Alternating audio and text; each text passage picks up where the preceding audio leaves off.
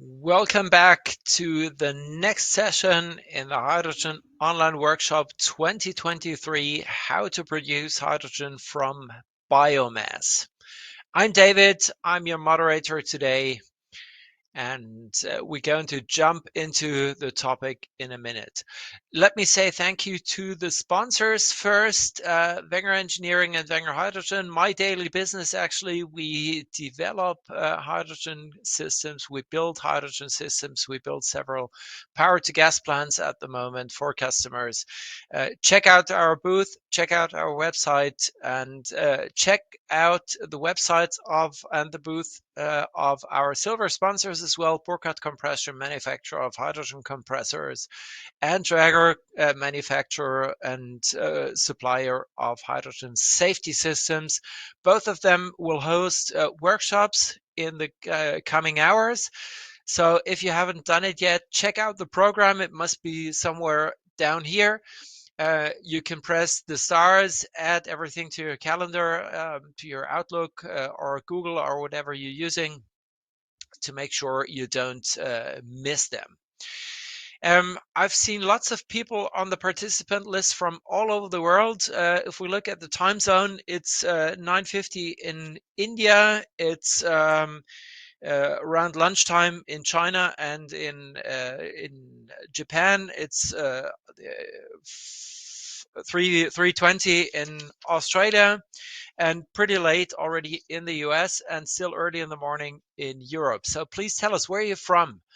I'm really interested. I want to know that. I've seen some people who have been with us for 5 hours already from Germany, but I've seen lots of people from India as well. So tell us where you from. So that being said, let me introduce our next speaker, Dr. Mishma Stanislaus from the Indian Institute of Science in Bangalore. Mishma, hi, good to see you.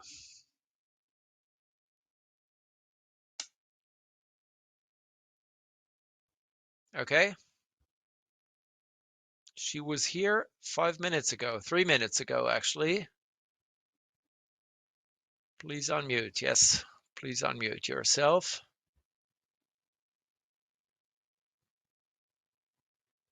Okay, that's surprising. For whatever reason, she's not back. She used to be here 1 minute ago. So let me check where the people are from. So I see Tripoli, Libya. Wow. I've seen Fox Thornton from Kansas, who has been with us for 6 hours already. Turkey, Ankara, Paris. Good morning to Paris. Santiago de Chile, pretty late as well. California, India, Germany as well. So let me check on my second screen. That's why it might look a little bit awkward. And the team is working to bring back Mishma in the meantime. I don't know what happened. She was. I'm back. Can you hear me? Yes, you are back. You're back. So let me just say, we have people from Thailand, from Paris, from Turkey, from India, from Germany, Malaysia, Kansas, so all over the world. That's pretty cool. Um, so you're back, and the stage is yours. Thank you so much for the introduction, David. A very good morning and warm greetings from India. So, as introduced, my name is Mishma, and I'm a research scientist here at the Indian Institute of Science and part of the laboratory called as Combustion, Gasification, and Propulsion Laboratory. So, just to give you a brief background about the lab, we have been working in the field of biomass gasification for over 2 decades now, but primarily it has been for thermal and electrical applications. And as a result, a lot of technology transfer has occurred to countries like Switzerland, Italy, Thailand, and so on for distributed power generation. And we have also set up a lot of commercial systems in industries and powered villages here in India. But in the last 1 decade, the focus of research and development has shifted towards hydrogen from biomass as a carbon negative approach. And this will be the topic of discussion today. So, to start off with, why did we shift to hydrogen? So, first of all, we know that hydrogen is being exploited for over centuries now because of its numerous utilization. And we also know that hydrogen is not freely available to be used as an energy source, but is always present in a bound form and hence can be used as an energy carrier. And the two primary sources of this hydrogen are water and biomass. And water, of course, we know that it is the most commonly found compound on the earth.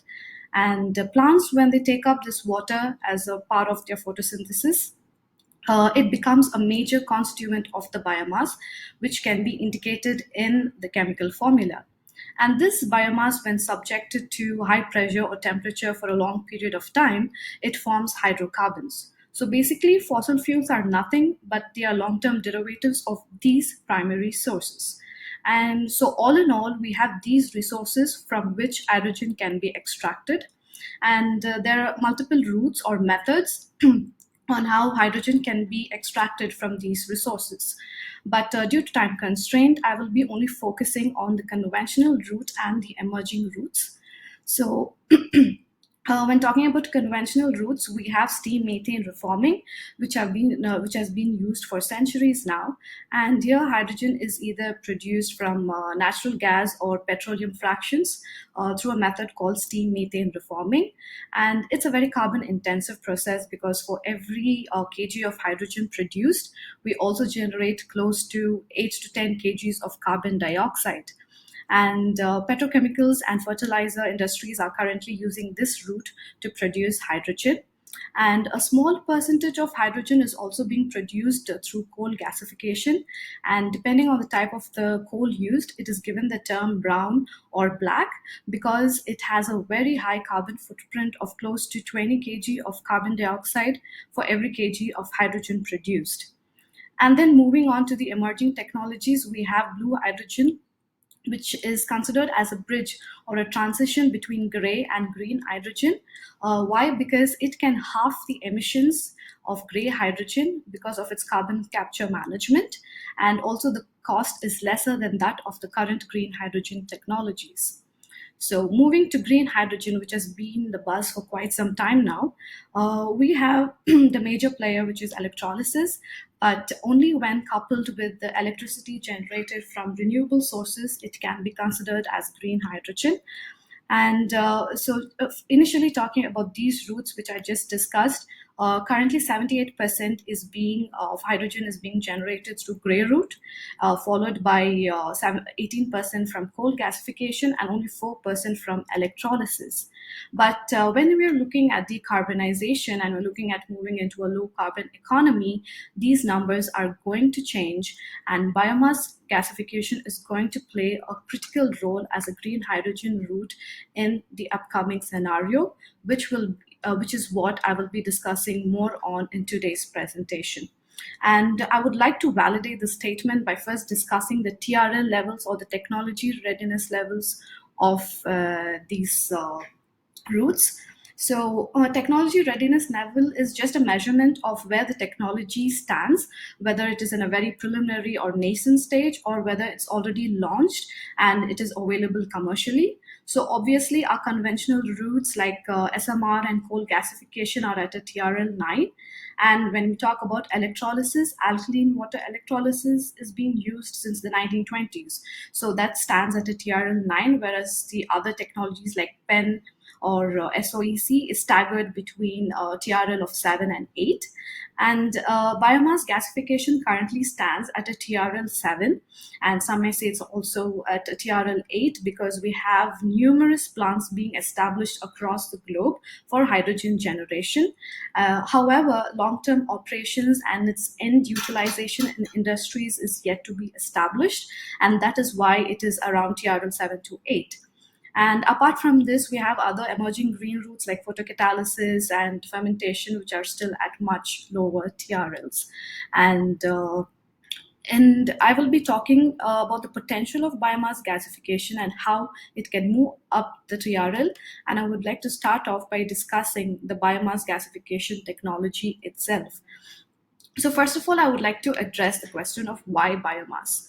I've already discussed that biomass is one of the primary sources of hydrogen. Apart from that, biomass also has the capacity for natural carbon sequestration. If you ask how, based on the chemical formula, you can see that 52% by mass is already embedded in the carbon, which is equivalent to the natural sequestration of close to 1.9 kg of carbon dioxide for every kg of biomass. And also, when biomass based systems are processed, the CO2 which is emitted is considered as biogenic CO2, which means that the CO2 which was sequestered during the plant growth is simply being placed back into the atmosphere, thus completing the natural carbon cycle, and hence it is referred to as biogenic CO2. However, this has been subjected to much debate over the years. And in order to address these concerns, we have a new approach which is called the global warming potential biogenic CO2 factor. So here we calculate the relative GWP of 1 kg of biogenic CO2 as compared to 1 kg of fossil CO2, depending on how long this biogenic CO2 can stay in the atmosphere. So this is directly corresponds to the plant growth time and the harvest cycles. So, for example, in case of agro residues, which has a rotation of less than 1 year, the GWP biofactor stands at zero, and which goes all the way up to 0.43 for vegetative growth with rotation years of more than 100, as in case of forests. So this clearly establishes that agro residue can be a viable source of biomass, and it also establishes the carbon neutrality of biomass. So now that the reason for using biomass is established, I will further validate on the thermochemical conversion route as the viable route for the biomass conversion. So here again, we know that biomass is being used for thermal applications over decades now, and by the route of combustion. So during combustion, biomass requires close to 6 kg of stoichiometric air for every kg of biomass. And in the process, it generates a mixture of gases which has very high thermal enthalpy, but it has zero calorific value. So now, when we start to decrease the air supply from this stoichiometric air requirement, what happens is the combustion still progresses in a self-sustained manner or autothermally, but the exit gas which is produced, it has a lower enthalpy, and the calorific value of the mixture increases. So, various experimental and numerical analysis have shown that when the air supplied is at 25% to 30% of the stoichiometric air requirement, we get a mixture of combustible gases like H2CO and methane, and non combustible gases like CO2 and N2, and the overall calorific value of this mixture stands at 5 megajoules per kg. And this is almost equivalent to 75% of the lower calorific value of the biomass. And this process therein is termed as gasification, which is substoichiometric autothermal thermochemical conversion of biomass. And gasification can further be segregated based on the gasifying media that is used. So, as discussed, we have air gasification where air is used as the gasifying agent, and the mixture or the gas mixture that we get is called as producer gas, which has a volumetric composition of 20% hydrogen, 20% CO, 2% methane, 12% CO2, and 46% of nitrogen, with a calorific value of 5 megajoules per kg. And we also get close to 50 grams of hydrogen for every kg of biomass. So now, to further enhance the volumetric and the mass fraction of hydrogen, we employ gasifying agents like oxygen and steam. So when we use them as a gasifying agent, we get a gas mixture which is termed as syngas, and its volumetric composition stands at 50% of hydrogen, 15% of CO, 5% of methane, and 30% CO2, with a calorific value of 11 megajoules per kg, which is double or twice as that of air gasification. And similarly, we can produce close to 100 grams of hydrogen for every kg of biomass, which is again twice as that of air gasification. So this oxysteam gasification is what we adopted into the existing biomass gasification technology set up at IISc. And as a result, we have set up a pilot plant, and this is the schematic of the pilot plant. So you can see it's a autothermal reactor, which is cylindrical in shape with a negative pressure gradient across the length of the reactor. So when the biomass or air is added on the top of the reactor, it passes along the length of the reactor through various zones, such as the drying zone, the pyrolysis zone, the combustion zone, and the reduction zone. So in the pyrolysis zone is where the volatiles are released from the biomass and biochar is formed, which when moving down to the next region, which is the combustion zone, it undergoes a lot of endothermic and exothermic reactions when it comes in contact with the gasifying agent, that is oxygen and steam. And then these further move down to take part in char carbon dioxide reactions. So once these reactions occur, the raw gas exits from the reactor and it passes through several cleaning process. So now, theoretically speaking, the biomass can be completely converted to a gaseous mixture. But in order to maintain the dynamics inside the reactor, such as the rate parameters or the throughput or the composition of the gas, we positively extract some of the char at regular intervals. So that is why you can see a extraction system below the reactor. So the raw gas which exits the reactor passes through a cyclone and a couple of scrubbers so that they undergo a very rigorous cooling and cleaning process. And once that happens, a part of the gas is fled in order to check the quality of the gas, which can be indicated through the smoke. And the rest of the gas passes through a pre-coat filter, where again further cleaning of hydrocarbons take place. And eventually, this relatively clean gas is used for further downstream applications. And this is the actual pilot plant which is being set up at the Indian Institute of Science. And another advantage of this technology is that it is fuel agnostic, and these are all the different kinds of biomass which has been tried and tested. And this can handle, or this gasification technology can handle feed ranging from 200 kg per meter cube to 1000 kg per meter cube of bulk density. And this gasification also has multiple applications. So once the solid biomass is converted to a gaseous mixture, it can either be used for energy applications or chemical production. So in case of energy, as discussed, it can be either used for thermal or electrical, as in case of engines or fuel cells or turbines. And chemicals such as hydrogen, methanol, and recent research on sustainable aviation fuel is also being taken up. However, for today's topic, we will be talking about hydrogen generated through this technology. So the syngas, which is obtained from the gasifier, is subjected to gas separation using a vacuum pressure swing adsorption, which is an adaptation of the conventional pressure swing adsorption technology. So this is a well-established technology, and it works on the principle of adsorption, where a mixture of gases is sent through to obtain a pure stream of gas or a controlled mixture. And this works at high pressures where adsorbents, like say zeolite, adsorb specific molecules onto the surface. And as the process progresses, it swings into a low pressure when the adsorbed molecules are dissolved from the surface. And hence we have the name pressure swing adsorption. And these adsorbents can be synthesized in such a way that they have high affinity towards non-hydrogen gases, and they have very low affinity towards hydrogen, and this enables very efficient separation of hydrogen. So an adaptation of this is a patented vacuum pressure swing adsorption technology, which has been developed in-house. So the unique selling point of this is that it operates at low pressure as opposed to the conventional PSA technology. So the dry gas, once obtained, passes through a pre-coated filter and then into a compressor, so that the pressure of the gas increases to a certain extent, which is desired for the adsorption. And after passing through a buffer vessel and a hybrid bed, it then goes into a separation vessel. So the separation vessel are simple configuration which has two towers and which work in a cyclic manner. And absorption and regeneration happens in this tower in a cyclic manner.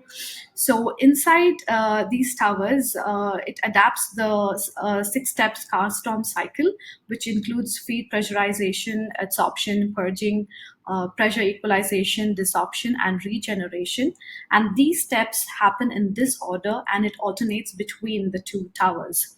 And as a result of this process, we get ISO 14687 quality hydrogen, which is of 99.97% purity. And the rest of the dissolved gases are released as off gas with the volumetric composition as denoted here. So another thing, or the other specialty of this technology, is that it can be tuned into a two-stage process, wherein we can also separate CO2 as a stream, and hence this favors as a good capture technology. So once the hydrogen is being generated, we have gone a step further to qualify it as per ISO 14687, which is a standard used for proton exchange fuel cell for automotive application. And it is a very stringent technology. As you can see, the purity of hydrogen should be around 99.97%, and the total non-hydrogen carbons should be less than 300 ppm. And along with this, there are 15 contaminants which have been identified and which may be harmful for the catalysts in the PEMHFC, and hence they need to be lower than the threshold limit as specified here in the table. And we have set up a robust gas characterization facility in order to qualify the hydrogen and the contaminants therein as per the ISO. And as you can see, this is the block diagram of the characterization facility, which is divided into real-time analysis, semi-quantitative analysis, and quantitative analysis. So for real-time analysis, we use SICK analyzers, which works on the principle of non-dispersive infrared spectroscopy and thermal conductivity detector. So this gives us a real-time data of the composition of both the syngas as well as the hydrogen generated from the PSA. And gas chromatography coupled with mass photometer and Fourier transform infrared spectroscopy gives us signatures of the contaminants which are present in the sample. So once we have this result from semi-quantitative analysis, we go ahead to quantify the contaminants that are present using a train of GCs which are coupled with various detectors as indicated here. So based on this analysis, this is the actual setup of the gas analyzers in the lab. And this is the result of the analysis. So we can see that the contaminants are well within the threshold limit specified by ISO. And compounds like contaminants like formaldehyde and formic acid do not show any signatures in the FTIR, and hence not taken forward for quantitative analysis. And on the right, you can see typical GC traces of the contaminants. And the first graph shows the hydrogen purity analysis against helium as a contaminant. And since helium is absent, it shows a purity of 100%. And here, this is a trace from SCD, which shows that there's no sulfur components present. This is because SCD can only measure up to 50 ppb. But when further sending the sample into GC coupled with plasma emission detector, we get that the sulfur is present in the range of 2 ppb. So this concludes that the hydrogen generated through the gasification VPSA system meets the quality of ISO 14687 2019. And to further validate this, we have gone a step ahead to operate the fuel cell using this gas. On the left, you can see the test station and the fuel cell used for this operation. So initially, in order to set the baseline, we ran the fuel cell using UHP hydrogen, which has a purity of 5 nines. So once the baseline was established, the fuel cell was operated at similar conditions using the biohydrogen generated from the gasification VPSA system. And you can see that the performance was very close to the UHP hydrogen, and it perfectly replicated the UHP hydrogen. And further on, the fuel cell was also operated for 24 hours under controlled and long duration testing using this hydrogen, and this showed no deterioration on the fuel cell performance. And this completes the start to end of the production, qualification, and utilization of the hydrogen generated from biomass using gasification and VPSA for the fuel cell operation. So, since this potential or this the potential of this technology has been discussed, but in the next section, I would also like to discuss the potential of the biomass to hydrogen projects across the globe. So, in this slide, we can see various biomass to hydrogen projects which have been set up, and the route adopted is again thermochemical route. And we see we have plants across many continents except South America. However, the biomass supply potential is huge in this region, and they can really leverage this going forward in a low carbon economy. In North America, key players are Core, SGH2, Fulcrum, and Red Rock Biofuel, and they're primarily working on either pyrolysis or gasification as the thermochemical route, and using waste such as biomass, MSW, landfill waste. And the minimum capacity here of the plants is 24 tons per day of biomass consumption. And Europe, of course, has a huge footprint when it comes to biomass to hydrogen projects, and these are the key players. And their primary focus is again gasification. Although different methods of gasification have been adopted, and their primary biomass used is woody biomass or MSW. And Asia, even though it has a huge biomass supply potential, we have very few plants being set up, and a few of them in Japan, and one plant has been recently set up in India.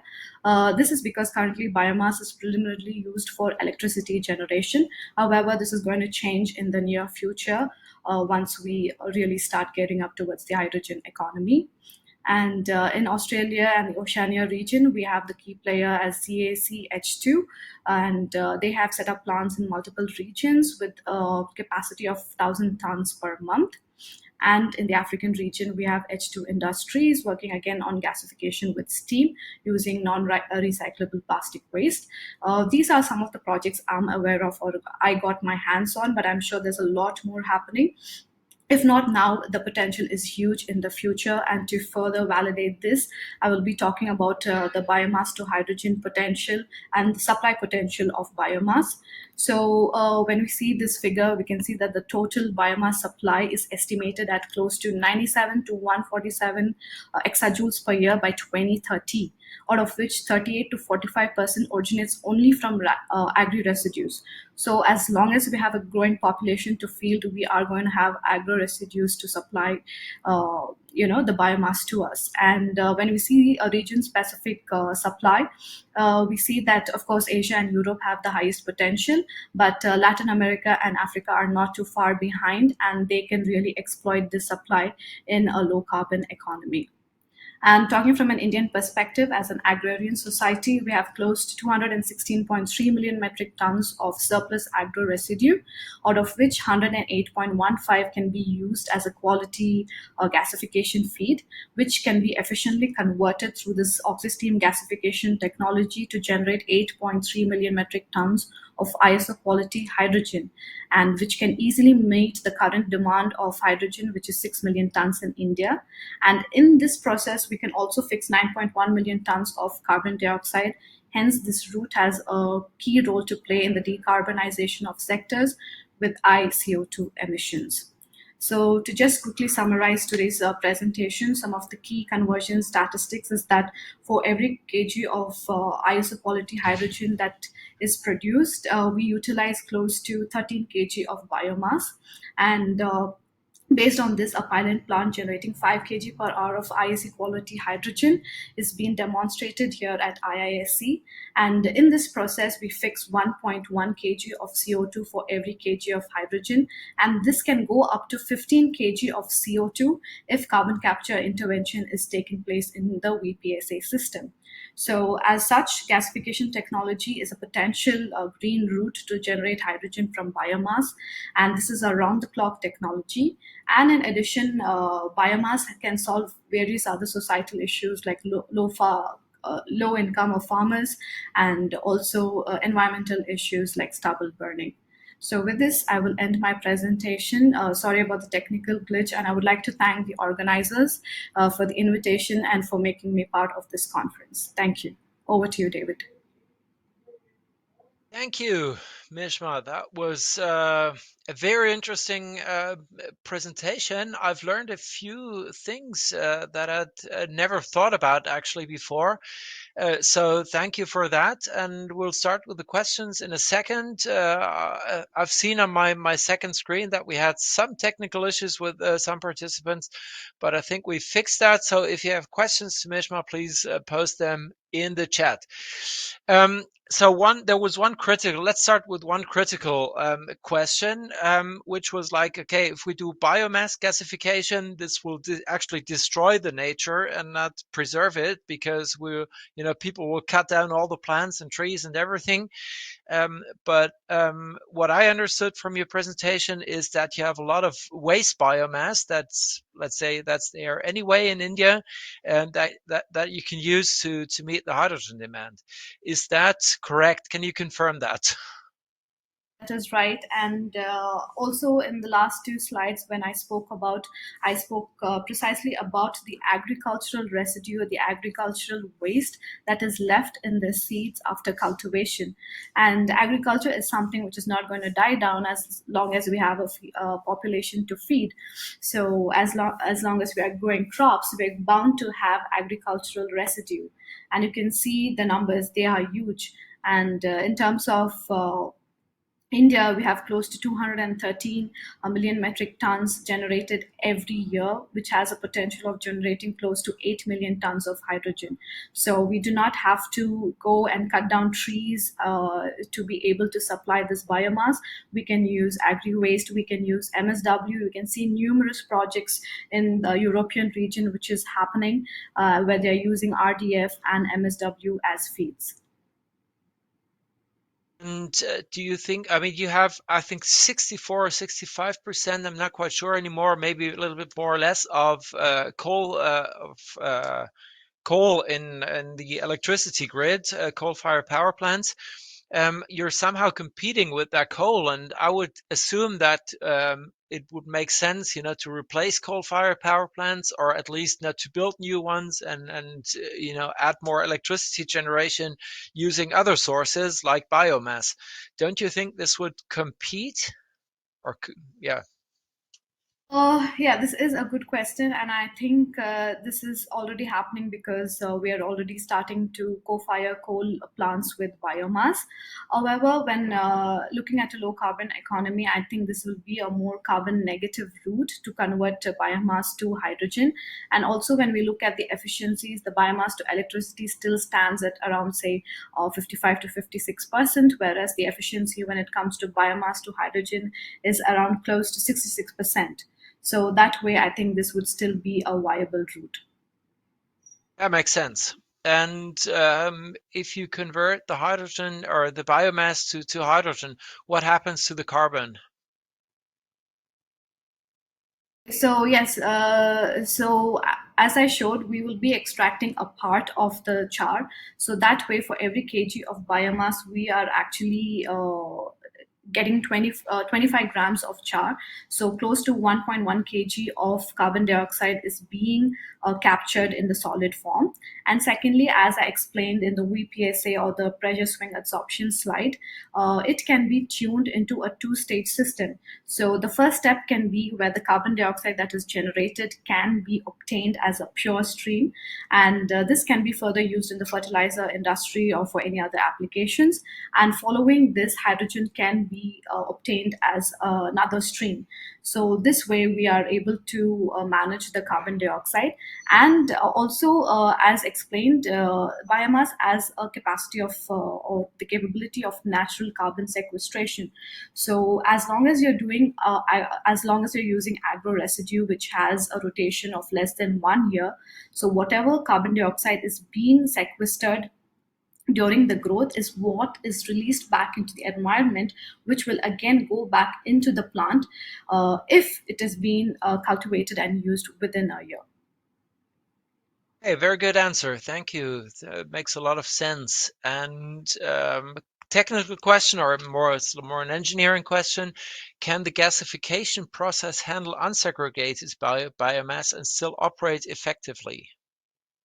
So this is something we are looking forward to work in the near future.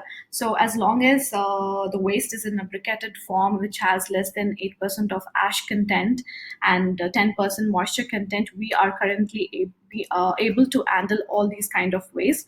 And as shown in one of the slides, so going forward, we are also going to make an attempt on MSW and this unsegregated waste.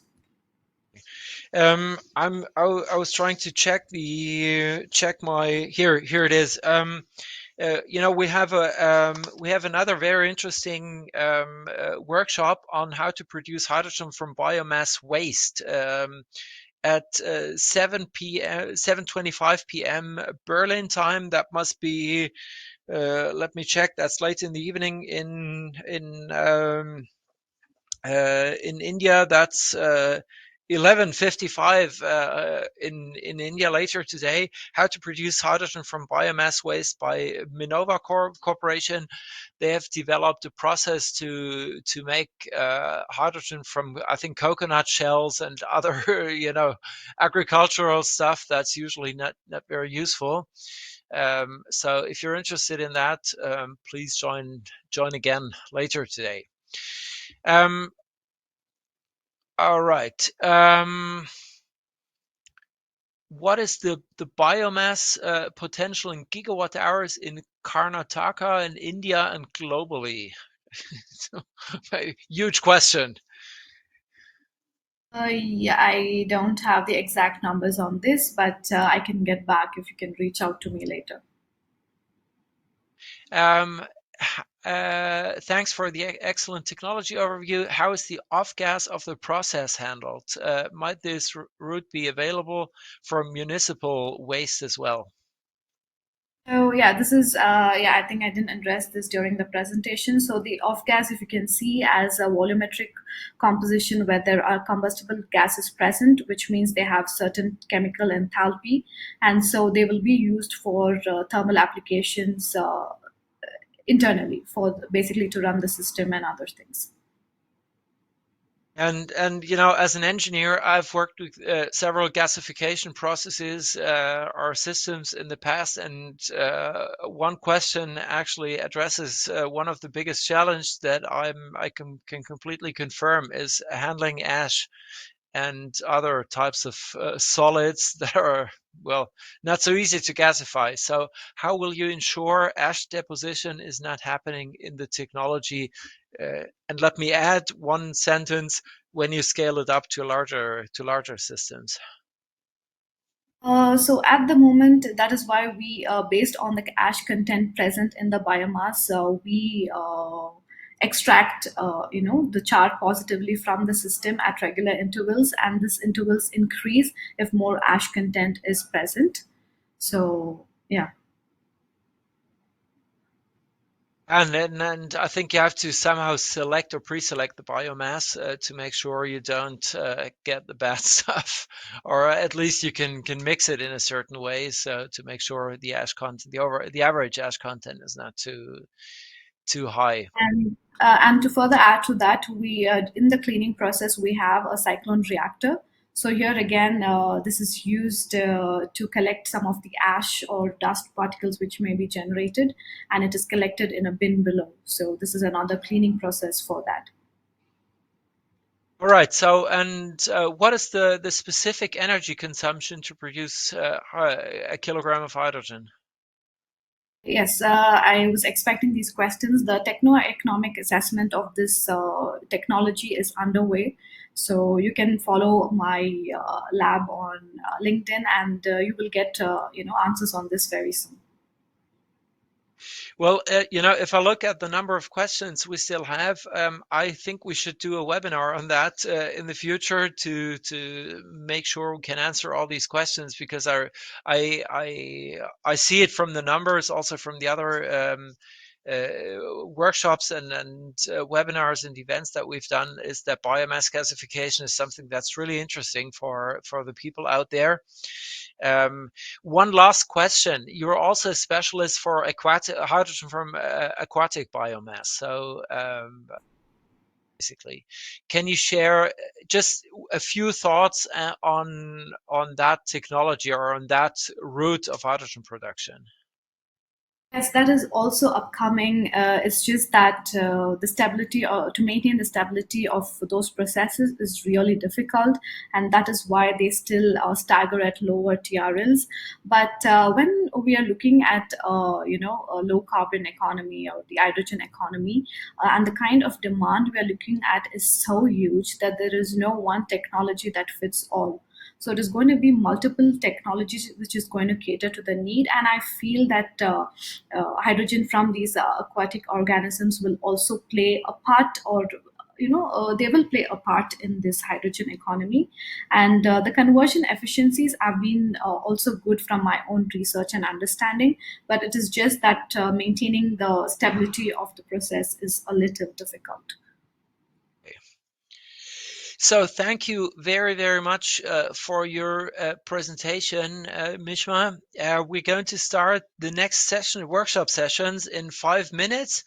We're going to talk about how to calculate the levelized cost of electricity for renewables and hydrogen, on how to ensure safe hydrogen refueling, on how to develop hydrogen powertrains, hydrogen combustion engines, how to design resistant steel, hydrogen resistant steels using numerical methods, and how to measure and monitor hydrogen quality according to ISO 14687-2 that you were talking about as well.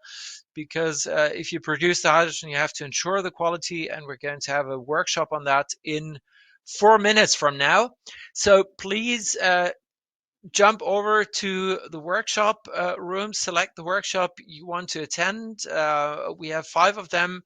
All of them are free. As always, please share the Hydrogen Online Workshop with your friends, with your colleagues. Share it on LinkedIn, whatever you have, and to make sure everybody profits as much as possible from what we do and from the knowledge we share. And let me say thank you again to our sponsors to enable us to do that for you. Thank you, Mishma, and see you in a couple of minutes in the workshop sessions.